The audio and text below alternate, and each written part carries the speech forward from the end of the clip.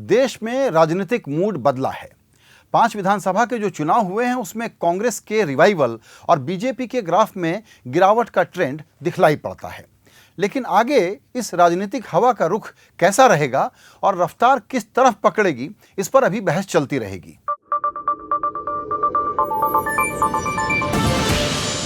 एक तर्क यह है कि बीजेपी और एनडीए के सामने कई पार्टियां चुनाव लड़ रही होंगी और विपक्षी एकता की तस्वीर साफ नहीं है, यानी मुकाबले कई कॉर्नर वाले हो सकते हैं।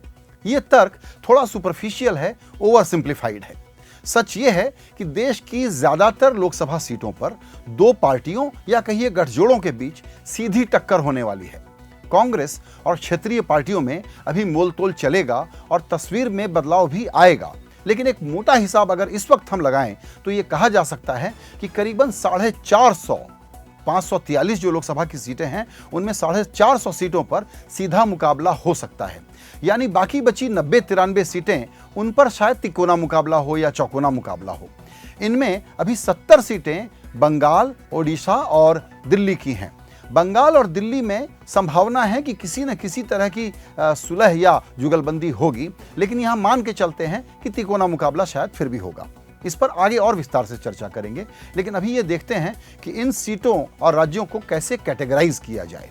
लोकसभा सीटों पर सीधे मुकाबले वाले वो राज्य जहां कांग्रेस और बीजेपी आमने सामने हैं, ऐसी सीटें हैं करीबन 110। इनमें राजस्थान है, मध्य प्रदेश, छत्तीसगढ़, हिमाचल, उत्तराखंड, गुजरात और हरियाणा। इस लिस्ट को देख करके आप कह सकते हैं कि हरियाणा में तो चौटाला परिवार की अब एक नहीं 2 पार्टियां हैं और वो तीसरा फैक्टर होंगी।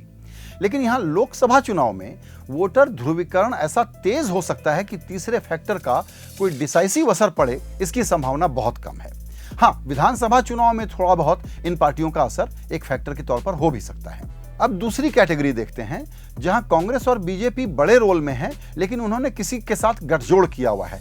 ऐसी सीटें हैं करीबन 273।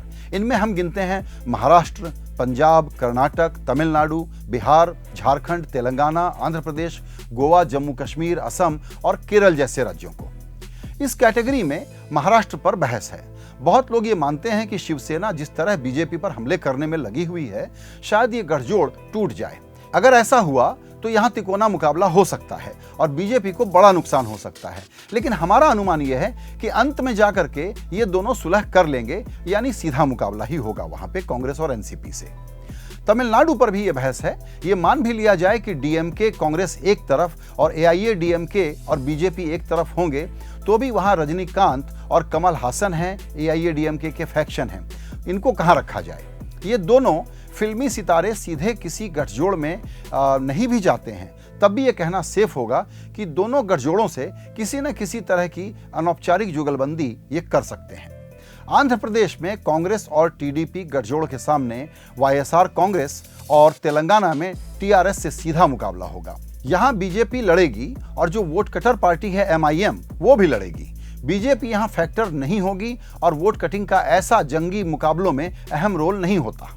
अगली कैटेगरी पर नजर डालें। यहां रीजनल पार्टियों का गठबंधन और बीजेपी एनडीए का गठबंधन एक दूसरे के सामने सीधे मुकाबले में है। यह है 80 सीटों वाला उत्तर प्रदेश। उत्तर प्रदेश एक ऐसा राज्य है जहां एसपी बीएसपी का गठजोड़ पक्का है। यहां भी कांग्रेस के साथ खूब मोलतोल चलेगा। अंत में शायद कोई सुलह समझौता हो भी जाए।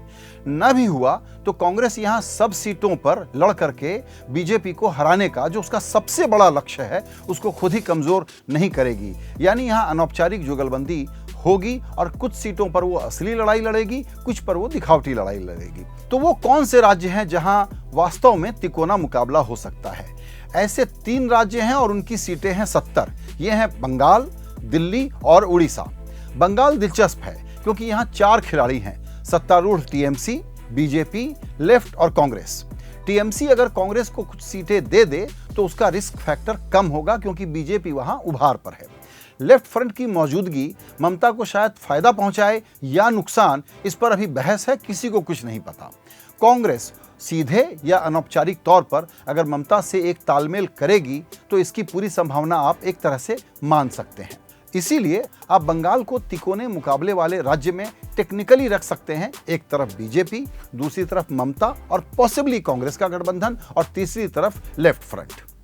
अब बाकी बचे उत्तर पूर्व के राज्य और केंद्र शासित जो टेरिटरीज हैं वो। यहाँ पर 17 सीटें हैं और ज्यादातर में सीधा मुकाबला होगा। यानी जमीन पर तो दोनों पक्षों के गठजोड़ साफ हैं। बीजेपी मोदी के सामने कौन का नारा इसीलिए उछालती है क्योंकि उसको सच्चाई पता है कि राज्य के स्तर पर कांग्रेस और क्षेत्रीय दलों में ओवरलैप बहुत कम है।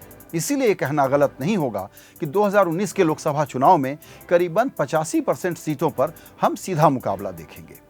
जहां तक विपक्षी एकता का सवाल है, अपोजिशन यूनिटी इंडेक्स का सवाल है, हम शायद दिल्ली में किसी एक मंच पर जिस रूप में देखना चाहते हैं कुछ लोग कि कोई एक फ्रंट बन जाए, उसका एक नेता हो, घोषित हो जाए, सब लोग उसके साथ खड़े हो जाएं, ये तो शायद नहीं होगा।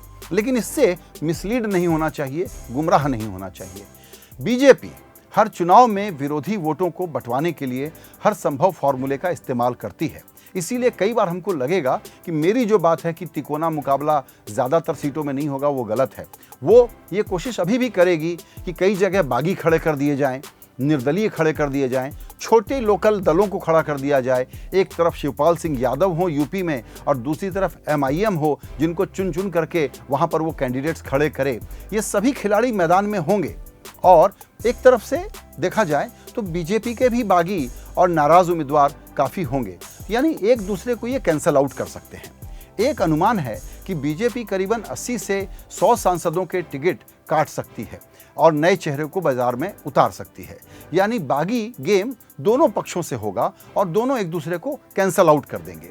विपक्ष की असली चुनौती दूसरी है, वो ये है कि क्या वो इस सीधे मुकाबले को पक्का करने के लिए राज्य के लेवल पर तो संभव नहीं है, लेकिन हर लोकसभा सीट में एक चुनाव चिन्ह पर फोकस करे और एक चुनाव चिन्ह पर उतर सके और आपसी तालमेल को, सीटों के बंटवारे को वो कितनी जल्दी अंजाम दे सके। उसके पास अब सिर्फ 12 हफ्तों का वक्त है। अगर हम चुनाव का कैलेंडर देखें तो अगले 2 से 3 महीने के अंदर उसको ये गठजोड़ खड़ा करना होगा।